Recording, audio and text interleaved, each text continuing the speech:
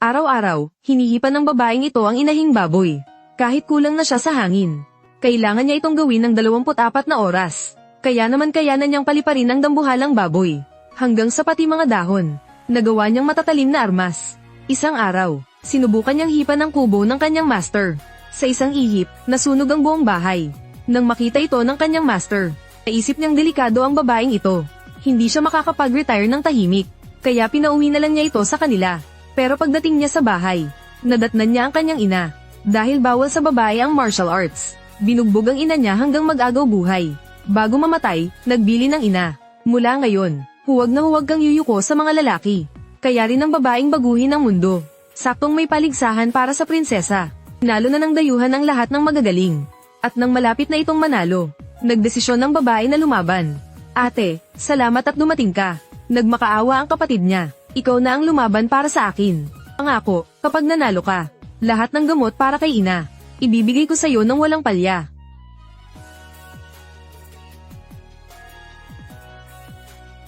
Anong ginagawa mo? Siya ang kaysa isa kong anak na lalaki.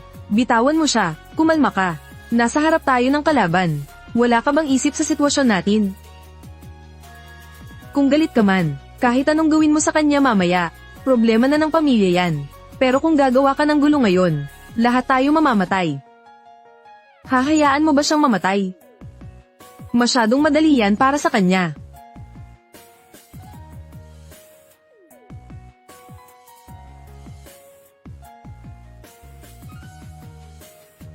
Shi, huwag mong ibubunyag na babae ka. Dahil kapag nalaman nila, hindi lang ako, pati ang buong pamilya natin, papatawan ng parusang kamatayan. Susunod na laban, Ye Yaozu mula sa pamilya Ye. Lalaban kay Tuo Bahong, ang halimaw.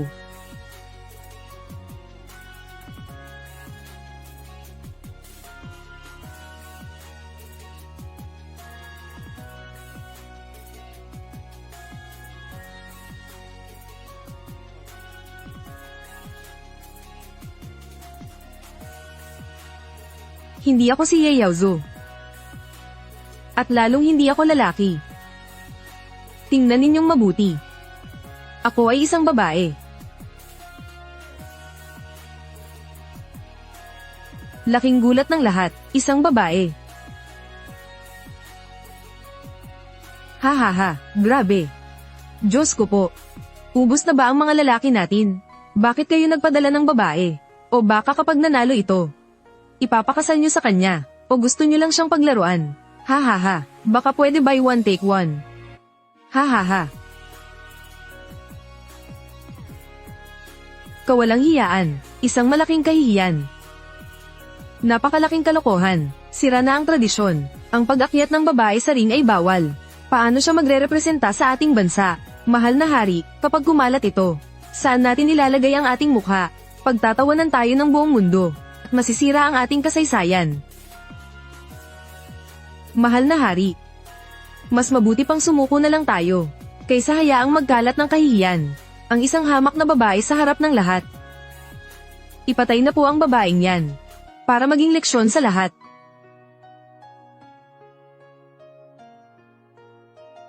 Ang babaeng nagma-martial arts, ay sumasalungat sa batas ng langit, putulin ang kanyang mga ugat, at tanggalin ang kanyang kapangyarihan. Ina, nakikita mo ba? Mas pipiliin pa nilang lumuhad sa dayuhan kaysa hayaang makatayo ang isang babae. Tama ka, kapag hindi tayo lumaban, habang buhay tayong aapakan ng iba, henerasyon hanggang henerasyon, walang katapusan. Kaya ngayon, lalabagin ko ang lahat ng batas nila. Pagkatapos ng araw na ito, kahit mamatay pa ako, sulit na. Nagalit ang hari. Ito ba ang master na sinasabi mo? Bakit isang babae? Mahal na hari, hindi ko po talaga alam na babae siya. Sabi nila isa siyang huwaran. E ano naman kung babae siya? Pero siya nga ang tumalo. Sa mga bearang mamamatay tao sa isang dalaw. Kung hindi siya lalaban, wala na tayong ibang panlaban. Isang dalaw, ang hina-hina ng katawan niyan. Wala siyang lakas. Imposible, nagsisinungaling ang general. Ako ba o ikaw ang mas nakakaalam, matanda? Nagsalita ang prinsipe. Ama, nasa panganib ang bansa. Walang pinipiling kasarian ito. Ang paligsahang ito ay walang limitasyon sa bansa. kaya umakit ito ng mga dayuhan. Nayamurak sa ating dangal. Wala rin itong limitasyon sa kasarian, di ba? Pero bawal mamuno ang babae sa batas. Kung ang isang babae tulad niya, ay kayang talunin ng halimaw na yan, hindi ba't mas maipapakita natin ang ating lakas, at mapapatunayang mahina ang kalaban? Pumayag ang hari, ngayong araw, walang limitasyon sa bansa, o sa kasarian man, kahit ito'y para sa kasal. Layunin nitong maghanap ng magagaling. Ang babae ay mamamayan din natin. Kung gusto niyang ipagtanggol ang bayan, bakit natin pipigilan? Yeshiyi, kung mananalo ka, ginto, pilak, o mamahaling seda, kahit magpakasal sa dugong bughaw, kahit anong gusto mo, ibibigay ko sa'yo. Mahal na hari, hindi ko kailangan yan. Kung ganun, anong gusto mo? Gusto ko po. Magbaba kayo ng utos para sa lahat ng babae. Anong utos? Hayaan ang mga babaeng mag-aral at kumuha ng exam. Hayaan kaming tumayo ng taas noo sa mundong ito. At kung may lalaking aabuso sa amin, may karapatan kaming pumatay para ipagtanggol ang sarili, nang walang parusa. Kalokohan, isang malaking kalokohan. Sinisira nito ang tradisyon. Kapag nangyari ito, magkakagulo ang buong mundo. Kung ang tradisyon ay pumapatay ng inosente, mas mabuti pang sirain ang tradisyon. Maganda, ang ating malaking bansa ay dapat may ganitong lawak ng pag-iisip. Ama, kung hindi tayo magiging matapang, paano natin ipapakita ang hustisya? Susuportahan ko siya, ama. Sige, ako ang hari at ang salita ko ay batas. Kapag nanalo ka sa laban, ibibigay ko ang lahat ng hiling mo. Ako si Yeshiyi, handa na. Wala na bang lalaki sa inyo? Pinadalhan niyo ako ng babae para paglaruan. Lumayas ka, hindi ako pumapatay ng babae. Baka madumihan lang ang kamay ko. Ha ha ha, narinig mo ba? Uwi ka na doon. O baka natatakot kang pumatay. Anong sabi mo? Kung natatakot kang mapahiya sa isang babae, dapat ka nang bumalik sa pinanggalingan mo. Gusto mo na bang mamatay, babae? Ha ha ha, matapang ang mga babae nyo ah. Dahil gusto mong mamatay, pagbibigyan kita. Pumili ka ng armas mo. Kahit anong patalim, kung makakaligtas ka sa isang galaw ko, ikaw na ang panalo, ito na ang armas ko. Kalokohan, gusto mo yatang magpatawa, wala talaga siyang alam. Gagamit ng hairpin panlaban sa matalim na espada. Nababaliw na ba siya? Gusto ba niyang madamay ang buong pamilya niya? Anong binabalak niya? Huwag tayong magpakampante. Ang kalaban niya ay may kakaibang kapangyarihan. Kasing tigas ng bakal ang katawan niya. Pati ang mga buto niya ay parang asero. May proteksyon pa siyang hindi nakikita. Hindi basta-basta tatablan ng simpleng armas. Yung mga naunang pumatay sa kanya, ay walang sinabi sa lakas niya.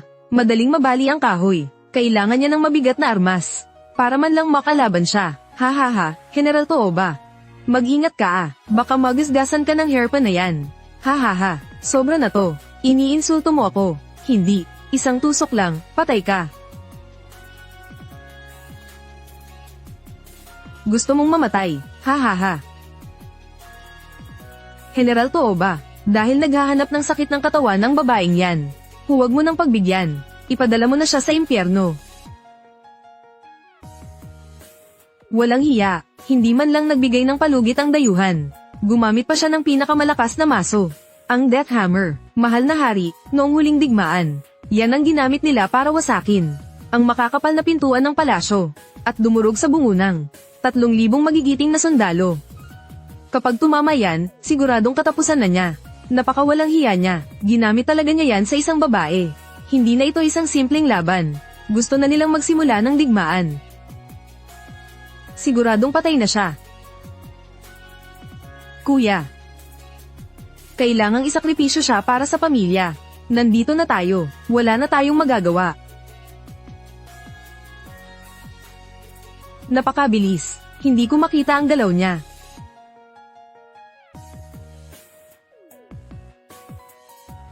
Ang sobrang tigas ay madaling mabali. Ang sobrang lambot ay hindi makakadepensa. Kung hindi nyo kaya, gagawin ko. Tandaan, hanggat buo ang loob. Kahit damo o kawayan, pwedeng maging sandata. Ina, panoorin mo to.